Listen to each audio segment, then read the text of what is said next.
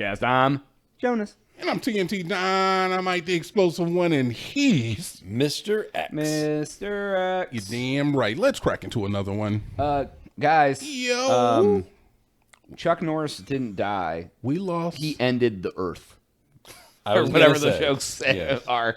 All those Chuck Norris jokes. We lost the strongest of white kings that has ever lived. It's true. It's true. He was our one. He doesn't do push-ups. He pushes the earth down. Like, if you guys are okay, if you need if you need someone to talk to.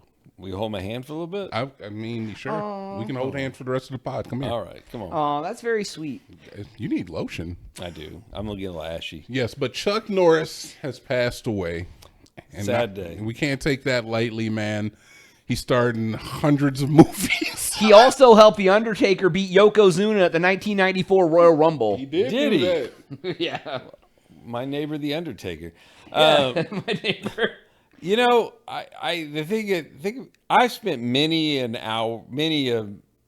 hours on the early days of the internet laughing at Chuck Norris jokes. So Chuck Norris doesn't wear a watch; he decides what time it is. Exactly, and I don't think we're the first people to as soon as they heard this news be like, Chuck didn't die. We all died. Yeah. It's like, we all died. He's just not here with us anymore because we're all dead. He's in a different timeline. Chuck Norris can't turn left because he's always right. That's right. Like all those Chuck Norris jokes. Yeah, I'm going to be honest. Like, I don't know if I've ever seen a Chuck Norris movie. He's done Delta Force, baby. I've seen that. Hell yeah. He's done 38 films. Has he really? Holy shit. He's done 38 films. He has 5 children who he's left behind as well. Yeah, he was a middleweight karate champ from 68 to 74. Bro. He's a 10th degree black belt in his own system called Chung Kuk Do. Shut the fuck. It was not called Chung Kuk Do. Chun Kuk. It did not have cuck in it. Tell me you're lying. Right? CHUN space KUK space DO. KUK. Chunkook. No. Chuck Norris was not a cuck. And of course, he was Walker, Texas Ranger. Yeah. I was about to say. I was like, you're leaving out Walker, Texas Ranger. Those were good days. That's sad. We lost the Queen though. We did. We lost the Black Queen. Kiki Shepard from Showtime at the Apollo passed away. It's Showtime. They used to be on after Saturday Night Live. Yeah, she did the show from its inception At to the Apollo. to the current, man. And she was she had a heart attack and passed away. I think she was in her 50s as well. Chuck Norris died at 51. He was like No, 86. Chuck Norris is way older than 51. It's like 86. Yeah, maybe he's I'm thinking super Afro Man. Afro Man's Man's 51. Yes, we talked about him yesterday. He's still alive though. I don't want you to get the wrong idea. No, Afro Man's alive. Chuck Norris passed away. He was much older than 51. So there was another. Okay, hold on. He was born in 1940. Yeah, dude. Holy, go ahead. Chuck's been around for a minute. I do remember watching Showtime at the Apollo after Saturday Night Live, but I can't say I watched it a lot. I have never watched it. Unfortunately, that may shock TNT. No, it does not. Okay. I remember it came on at midnight, and I would watch it, but I would generally fall asleep to it because I had school in the morning or whatever. Is that the one that had to do with the broom? It did have. That's the Sandman. Sandman. So if you had a bad act, okay. he would come and sweep you off the stage. Yes, okay. I've seen a little bit of it, I think. Yeah. And they had the lucky stump that you would put every contestant would put their hands on. It was really like America's Got Talent. Oh, like Star Search. Star Search. Yeah. Star Search is More crazy. contemporary of Star Search. Yeah. Star Search is crazy. That's insane. I forgot about that show until you said Search. contestants on stage. I was Ed McMahon's like, you got 2 stars. So what happens if you won? Did you win something, or did you just get to showcase yourself? Well, there's a lot of acts that actually came from Showtime at the Apollo because it's kind of where you it was a launching pad. It was proving grounds. Yeah, launching pad. Proving you went to the grounds. Apollo and won Now, is the Apollo in Harlem? Is that where that is? Yes, I Okay. believe so. That's I know it's cool. in New York. Okay. So. But yeah, There was another incident with a woman named Kiki. She didn't die. Kiki Palmer. love me? She was in there was a movie back in the day, like Aquila and the Bee. It was about she was when she was a child. It was about her. I think she's on some Prime show now. You talking about Kiki Palmer? Kiki Palmer. Yes. Okay. So she was at South by Southwest here in Austin doing a panel. Okay. And that's a pretty there's lots of people here, security. a random man walks up to the stage. No one says anything to him, and he literally just asks her to marry him. He has a ring, and she looks at him, and she's like, I don't know you. And she's like, is this a joke? And they're like, no. Like, so they come up and get the guy, and then he's like, she wants to say yes. And I was like, oh my God, like, what the fuck is happening? Like, this dude was like obsessed with her, and like, yeah. I mean, Keke Palmer's an attractive woman, I guess. You know? Got to shoot a shot. Yeah. Hey, if you shoot your shot, you might as well, right? But will you marry me the first time you meet someone? That's a bold choice. He's like, hey, can I take you out for coffee or something? Like, maybe that might be a better choice to make. Like, if you would have walked up and said, can I take you out to dinner tonight? She might have said yes. Probably not. Probably not. No. But, like, going up and saying, will you marry me? You're absolutely you're an insane person. Is there a better chance of you getting a yes from that or winning $1 billion from guessing all 62 games of all March 63 Madness? games of the tournament? Yeah. I'd say they're pretty much the same. All right, fair enough. I mean, you shoot your shot enough, man, you're bound to make a bucket. You know, we should go out one day. No, I like where this is going. Go ahead, Jones. To the mall. I'm not doing the mall. this. And we all go and ask women to marry us until one of them says yes. Until the police are called on the second one. At the second You said you liked where this was going. Are you regretting your choice? No, I want to hear Jonas say it. No. I was going to say, TNT's known me long enough to know it's never I knew where you were going with it, man. You know? I did too. I just wanted to hear him say it. I'm not going to say you're predictable, but it was choreographed a little bit. You've known me a long time. It was choreographed. 21 years that we've been alive. As soon as I saw you moved your left shoulder, I knew you were throwing the right punch. I knew exactly what was going on. Goddamn right. But no, I'm not going to ask anybody if I marry them because the chance they might say yes, mainly. I mean, it's a little middle schoolish, you know, something you might do in middle school. little middle school. Oh, you're saying it's childish behavior. Yeah, I agree. Childish, but y'all are insane. How you ever going to get married? Not. I like did, that. and it didn't go like that. You've been married before, and it didn't go like that. True. It's true. I did ask her to marry me In a mall. No, I thought you were just outside of Spencer's Gifts. We had just got done buying a new Marilyn Manson T-shirt. That's right, and a Magic 8 Ball. And I got her some Manic Panic hair dye for her hair. A Naruto Letterman jacket or some shit. And then I was like, will you marry me?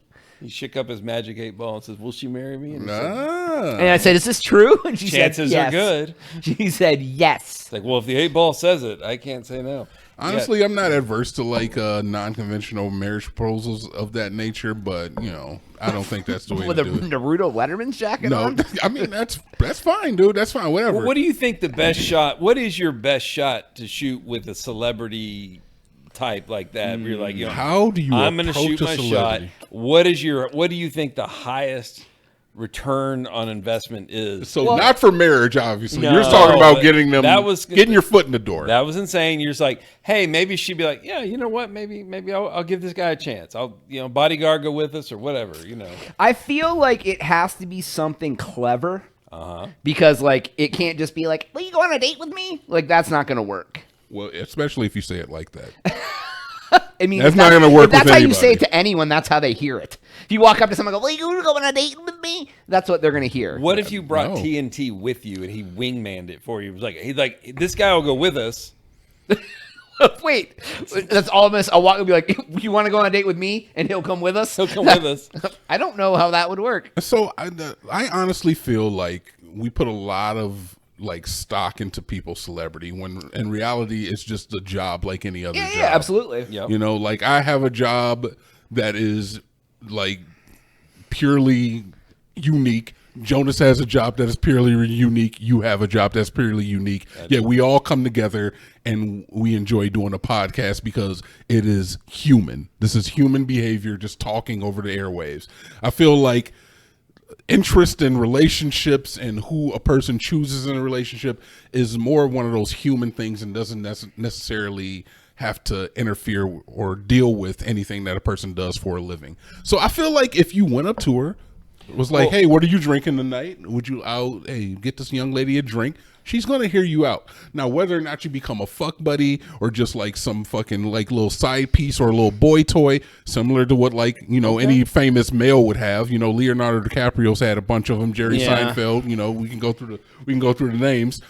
whether you become like a mainstay or you just remain a boy toy, it's kind of like how you behave in that. And I think the hardest point is getting just time to even ask them, because they're so used to fans throwing themselves at them that for them to even like have a moment to see you, interact with you, not be like not paying attention to you, and then literally hear you and take you serious. I feel like that when they're on a stage and a thing, like it's never gonna happen. Right now, are you either of you guys familiar with Lana Del Rey? Do you know? Yeah. Do you know the story of how she met her husband? Spit it, because I don't. Apparently, her husband and her met when she was in Louisiana and went on an alligator tour where he was driving the airboat.